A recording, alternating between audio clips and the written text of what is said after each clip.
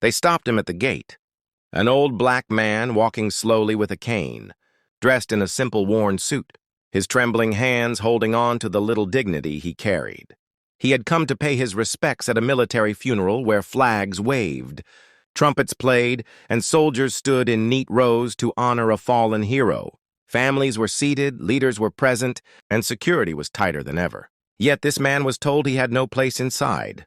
The guard stepped in front of him and said, "Sir, you can't enter. This is a private ceremony." The man lowered his eyes and softly replied, "Please, I need to be there." But the guards were firm, shaking their heads as they repeated, "Rules are rules." Around them, whispers spread among the crowd. Some wondered who this lonely old man was. Others pulled out their phones to record, sensing something unusual was about to happen.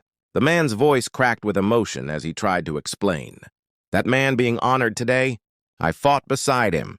But the guards did not move, and time seemed to stand still as the old man's eyes filled with tears. Then suddenly, silence fell over the gathering as a decorated figure began walking toward the gate. A four-star general dressed in full uniform approached with authority. Everyone expected him to enforce the guard's decision, to dismiss the old man and move on, but instead, the general stopped in front of him, studied his face, and then slowly raised his hand in a salute.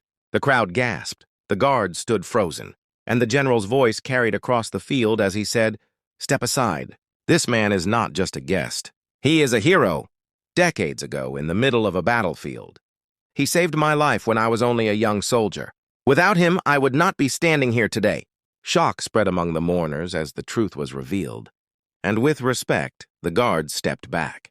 The general took the old man by the arm and guided him inside, to the very front row.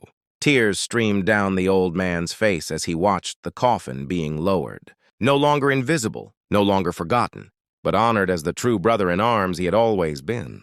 And just when people thought the moment had ended, another twist came, as the announcer read aloud a final letter from the fallen soldier himself, written before his death, where he requested only one thing, that his dearest friend, the man who once saved me, be present at my funeral. The entire crowd rose to their feet in silence, some crying, some saluting, as the old man stood there not as an outcast, but as the heart of the ceremony itself. Respect that day was not about ranks, uniforms, or rules, but about loyalty, courage, and the bonds that never fade.